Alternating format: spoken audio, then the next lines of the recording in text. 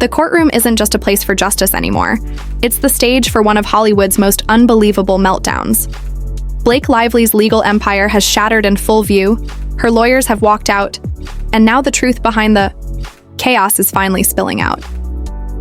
What started as a simple lawsuit has exploded into a scandal so tangled, so shocking, that even Hollywood insiders are whispering, this could end careers.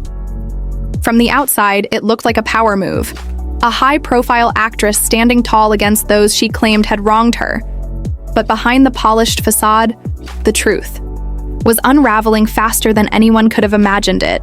Began quietly with murmurs of tension inside her legal team, whispers that her attorney had grown exhausted by the endless PR stunts, the impossible deadlines, and the constant rewriting of filings to match whatever narrative was trending that week. By the time May 2024 arrived, those murmurs turned into full-blown chaos.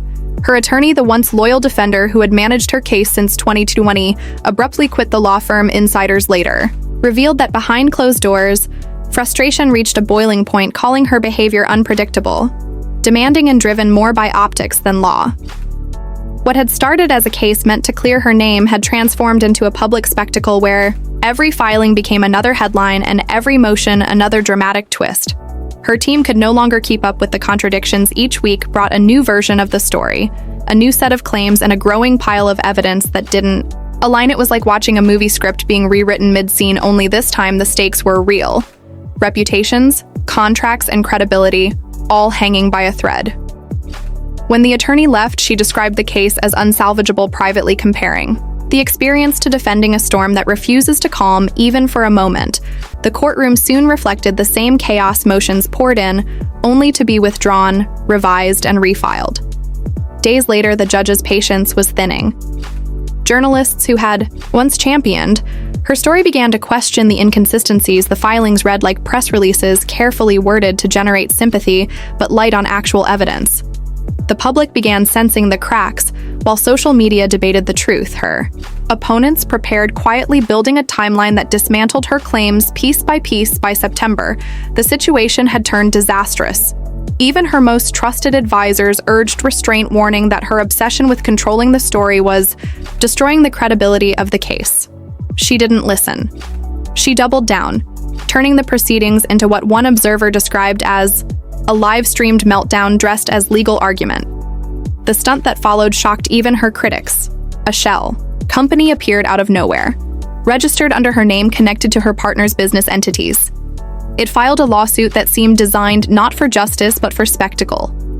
Within days, subpoenas began flying, targeting former colleagues, executives, and public relations figures. The message was clear: anyone connected to the opposing side would be dragged into the chaos. This wasn't about proving a claim. It was about sending a warning. But the plan backfired almost instantly. Documents leaked showing irregularities the company's ownership traced directly back to her and her partner. The court quickly grew skeptical. The media followed the paper trail and the story exploded. Her credibility eroded further, each revelation exposing new layers of recklessness. The so-called van stunt became the centerpiece of the scandal when it was discovered that her team had used it as a means to access private data, a tactic critics described as invasive and desperate, though she framed it as evidence gathering. The method raised serious ethical questions. The more details surfaced, the more it appeared that this wasn't a legal strategy, but a coordinated campaign built on manipulation and image control. Her legal filings referenced text messages that appeared to support her claims, but under scrutiny they fell apart. Experts noted inconsistencies, missing timestamps, and selective editing, suggesting the messages had been carefully curated to paint a specific picture rather than reveal the full truth. It became evident that narrative control had replaced legal integrity. What she called evidence looked more like a story crafted to maintain public sympathy, while her team privately scrambled to contain the fallout. Insiders revealed mounting tension.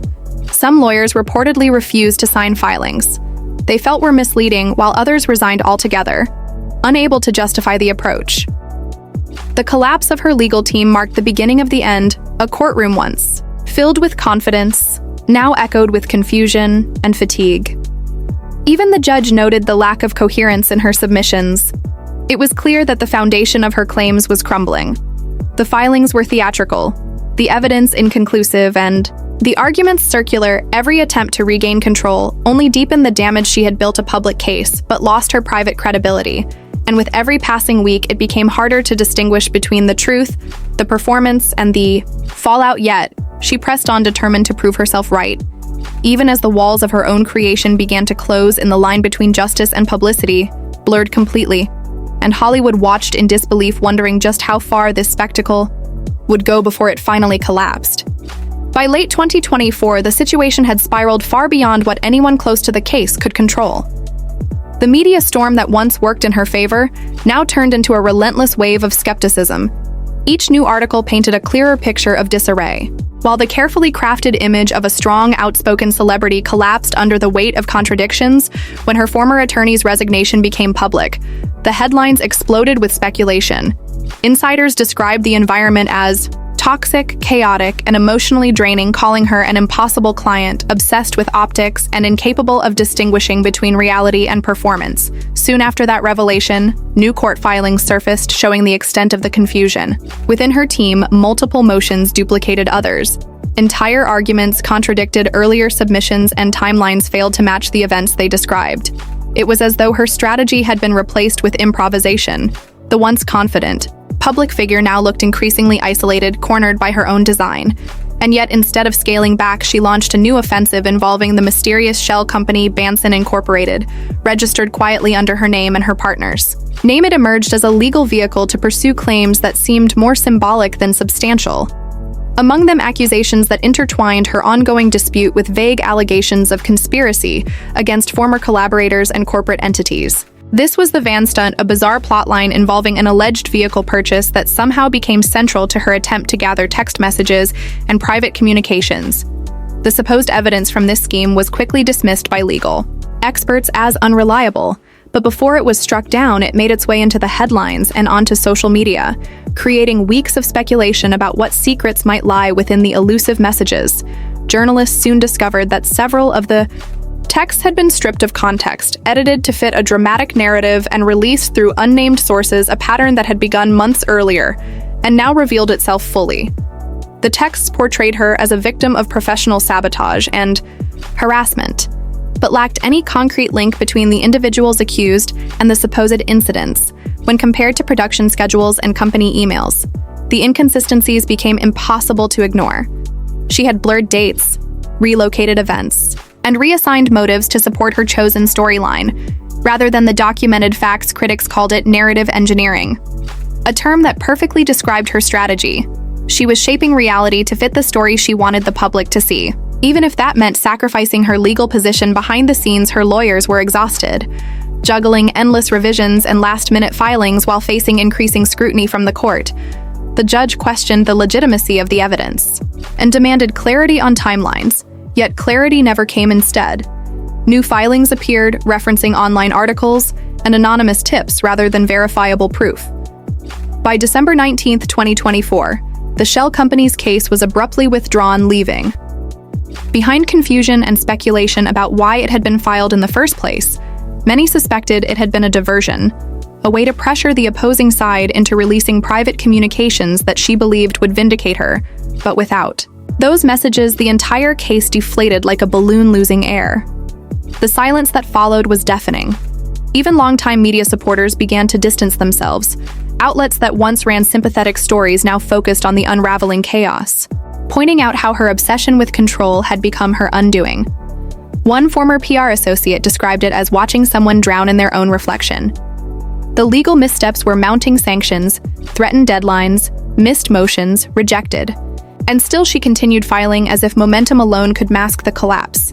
The introduction of high-profile figures into the narrative, including her partner and other industry colleagues, only deepened the controversy. Allegations surfaced that corporate funds had been used to support her legal pursuits, drawing the attention of financial regulators.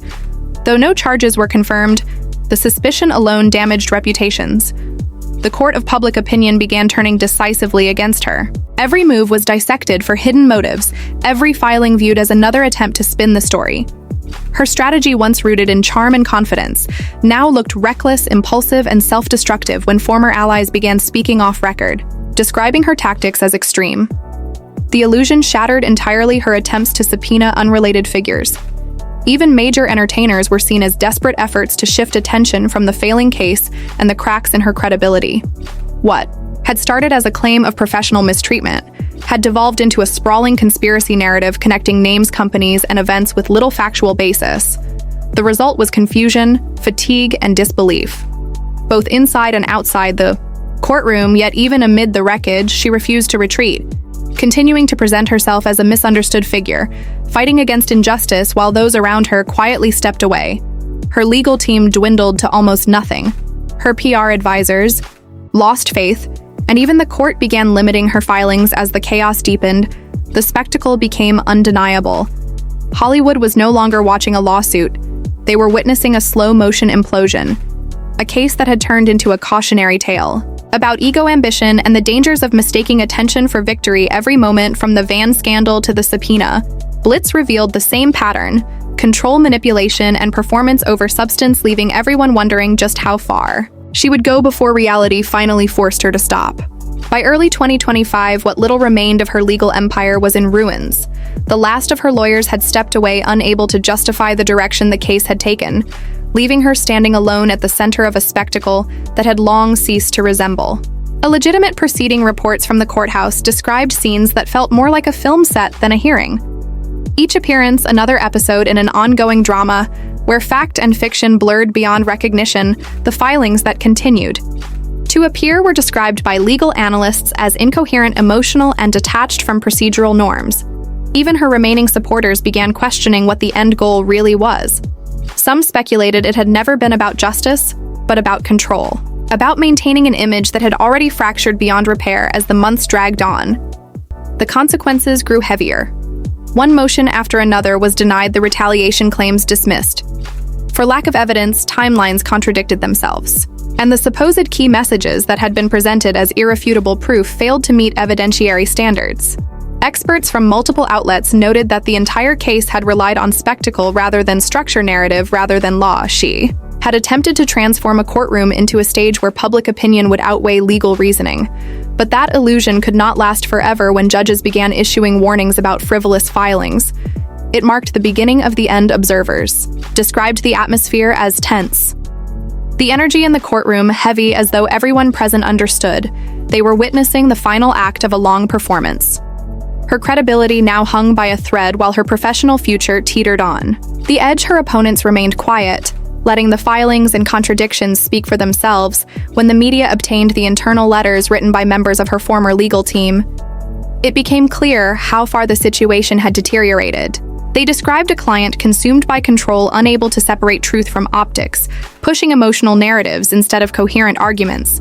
One letter reportedly stated that the strategy had become untenable, built on illusions that could not withstand legal scrutiny. When those letters leaked, the narrative shifted decisively. Sympathy turned to shock, then to disappointment. Her attempt to reshape public perception had collapsed under the weight of its own contradictions. Even her partner, once seen as the silent strategist, began facing his own scrutiny. Reports surfaced suggesting that shareholder funds might have been intertwined with her private legal expenses. The whispers alone created a cloud of suspicion that threatened his standing in both corporate and entertainment circles. Suddenly, what had been a two-person show of unity looked like a partnership unraveling under pressure. Her public appearances became rare. Her once active social media presence grew quiet, and every remaining interview felt rehearsed, distant, and defensive, as if she knew the illusion could no longer be sustained. Then came the most surreal twist yet. In a desperate attempt to reframe the story, she submitted clips from their own movie projects, claiming they symbolized the emotional reality behind her case. Legal analysts described it as unprecedented, confusing, and inappropriate, as though art and evidence had been fused in one last act of performance. The court rejected the submission. Immediately, the public reaction bordered on disbelief. How could a case once touted as groundbreaking end in such spectacle? When the ruling finally arrived, it was decisive. The remaining claims dismissed the sanctions, denied the court, noting that the filings had wasted time and resources without presenting substantive proof. The words were measured, but the message was unmistakable.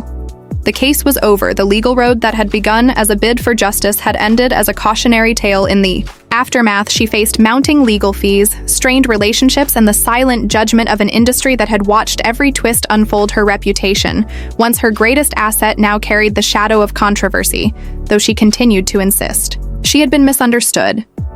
The record told a different story, a sequence of missteps, misjudgments, and misplaced priorities. Her downfall was not the result of a single error, but a pattern of decisions driven by ego and image rather than patience.